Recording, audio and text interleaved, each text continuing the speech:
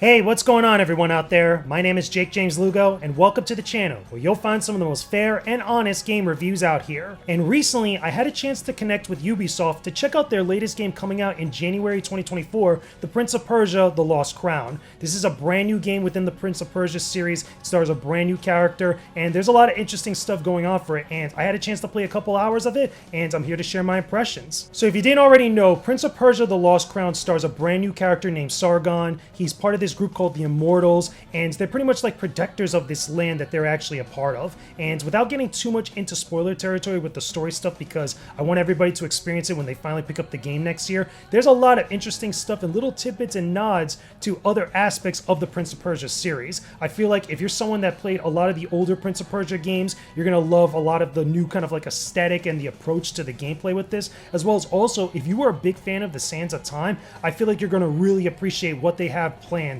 for what's going on in The Lost Crown.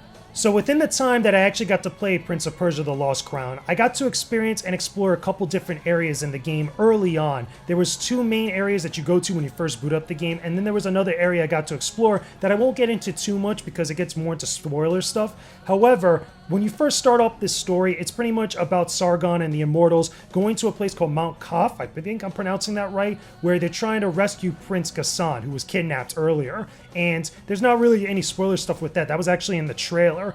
And going around these different places, fighting different enemies that I run into, getting new abilities to reach other areas that I hadn't previously explored, it felt like a really solid Metroidvania style game, where it was blending a lot of the 2D elements of previous earlier Prince of Persia stuff, like the classic games, with some of the elements from more of the newer games like the Sands of Time, and I thought that was pretty darn cool.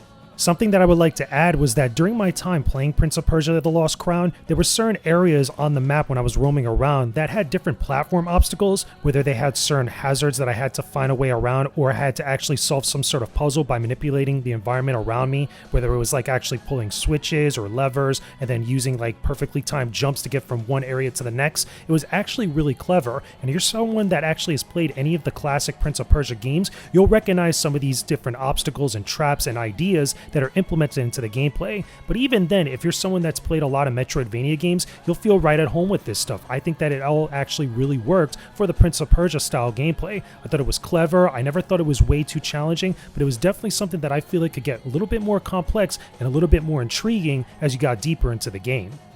Some of the biggest things that I did notice is that as you're going around to different environments and different locations trying to find like certain enemies, certain items, and other stuff that's really key to your exploration of Mount Kaf, you're definitely going to run into a lot of different types of baddies, a lot of which with the combat is really dependent on you being able to time your dodges and your parries at the right moment. To me, with combat, this is very key because if you're able to get the right timing for a parry, you could do some massive damage on a counterattack no matter what type of enemy you run into. And of course, this is a big thing with boss fights. There were a couple boss fights I got to see, and I'm not going to spoil the actual contents and the context of them, but they were very exciting. There was also very important that you needed to be on point with your timing for the different parries and also the dodges, because if you were off by even just a little bit, you were going to take massive damage. And the game really kind of hones in the idea is like, look, you got to be really careful and really be paying attention, because if you're able to be successful, you get these awesome sequences and these awesome moments where you're dealing massive damage. Now, playing as Sargon, I thought felt pretty darn good for the type of game that this is. I did get to use a couple different weapons and abilities, of which I'm not going to spoil here, but a couple of the different ones you've probably seen in some of the trailers and some of the other like people talking about the game that also got a chance to play it.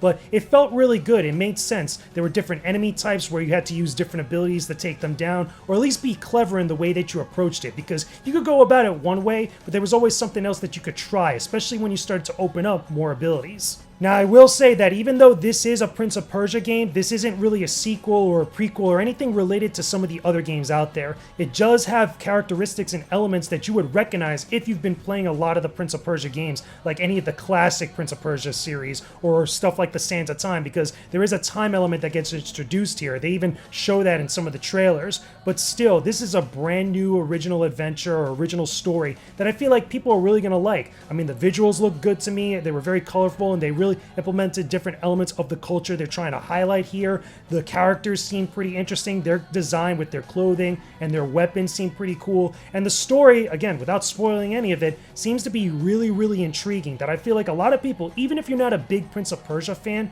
you're really going to be engaged with this, and I think you're going to enjoy it.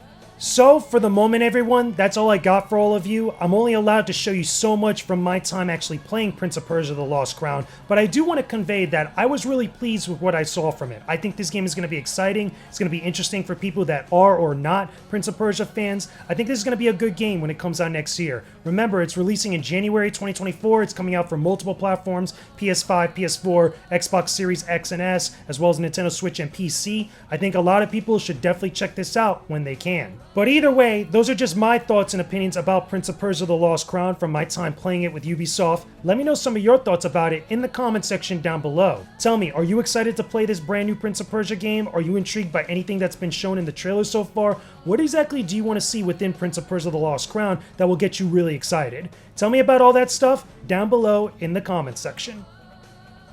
This channel is sponsored by Flynn's Arcade & More, located in Margate, Florida.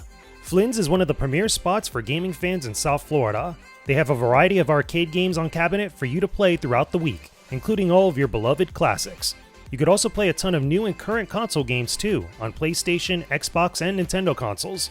Grab a snack or drink and enjoy the best gaming experience you'll find. Visit during one of their many big events to connect with the gaming community in South Florida. Want to test your skills in competitive fighting games? Join any of the weekly tournaments that happen at Flynn's for a chance for some cool prizes. And if you're into tabletop gaming or model kit building, there's a bunch of events there for you too. Swing by Flynn's Arcade & More, located in Margate Boulevard in Margate, Florida. You won't find a better spot than Flynn's. Thanks a bunch for watching the video, I really appreciate it a ton. I'll have more videos for you to enjoy here on the side that I know you'll love. Make sure you subscribe to the channel and hit that bell icon too. Don't forget to visit my Patreon linked below for early access to new videos every week, and join the Discord server too. It's linked in the description box below. You'll definitely love being a part of it. Thanks again, peace out, and stay epic everybody.